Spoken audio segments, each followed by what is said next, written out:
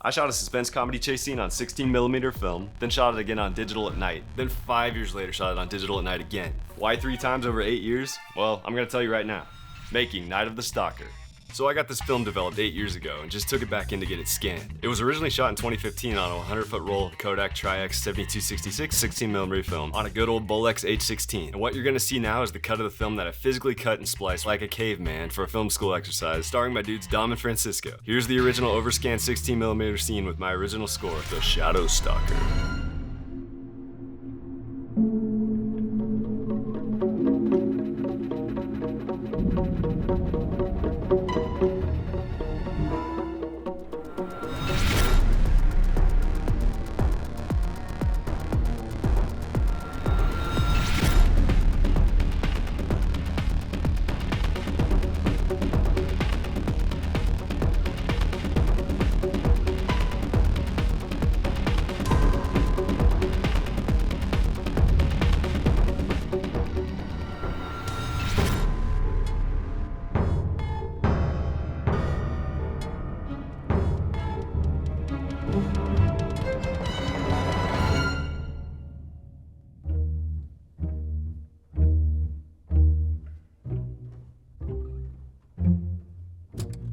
Now, I was happy with the final product, but after a couple years I wanted to expand it into a full short film and shoot it at night for suspense reasons. Doing this longer version out of LA on film would have been way too expensive, so we decided to shoot it digital. My brother Wes and I gave it a shot on our own. We decided to shoot a test that August in 2017 at night, realizing the available sodium vapor light post could potentially work. You've seen those orangish washy lights before, right? Those are sodium vapor. A couple months later, as I was finishing film school, we tried to sneak some shots in a grocery store for the intro. We got those shots, but being sloppy with our plan, we didn't account for a freezing November that year and realized shooting it run and gun style on the original Blackmagic pocket cinema camera with its Super 16 sensor and max ISO 1600 with available light was going to be tricky without losing a ton of dynamic range and bumping the exposure way up in post and denoising it. So we decided to wait for better gear circumstances so we could shoot it properly. This is essentially the test trial of this film. We thought, hey, it'll only be like 6 months till we try it again.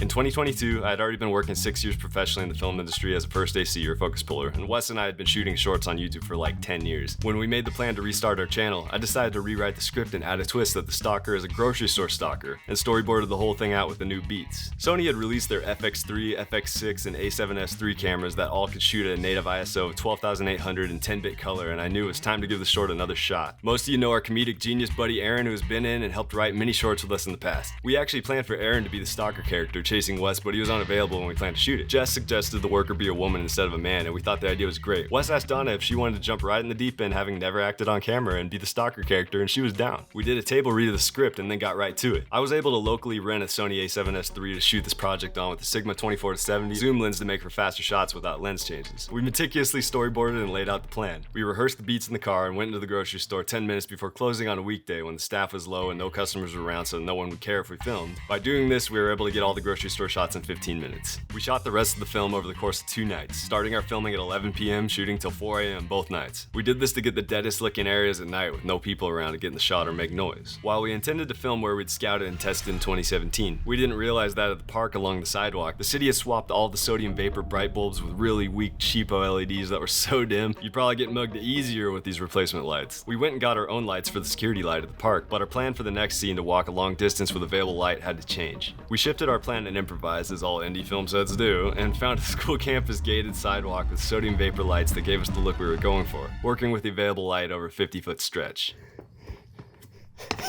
We then made Wes run the entire way home for 2 takes and didn't end up using any of that footage. When Wes's character Guy hides behind his car, that was all lit by an Amaranth 60X and blue Roscoe filter gels. Wes really did smack into a trash can a few times and rode it like a bull jumping off a cliff. Post. Did it actually even look funny? I don't know, we'll find out, let's see. And we used an Aperture MC for some sodium vapor kicker light. Wes also really hopped that fence. The exchange of the stalker and the guy in the backyard was also lit by an Amaranth 60X and a small softbox. Donna did an awesome job on her first shoot with us. Okay, ready? Test. Now, since we filmed in September of 2022, we assumed we'd have chilly nights, which is common for that area, and that it'd be no big deal for Donna to be wearing 2 huge snow jackets for her part/disguise. Little did we know, both shooting days had heat waves that were 90 degrees Fahrenheit at midnight, both nights.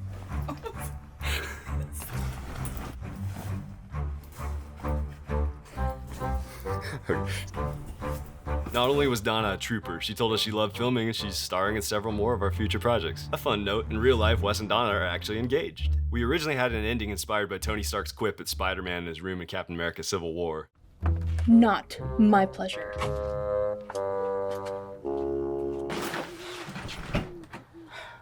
Get me out of here. But for comic timing, we decided to hack it off the end. This whole thing started as a film school exercise and became a final thing, which you can watch right here. If you've already seen it, we have another goofy one you can watch right here. You can subscribe right here. We have a lot more of these coming on the way. And leave a comment and like if you do, because we really like knowing who you are, and it really helps us kind of decide what we want to do in the future too. So your feedback is much appreciated, and we love hearing from you guys. So let us know. See ya.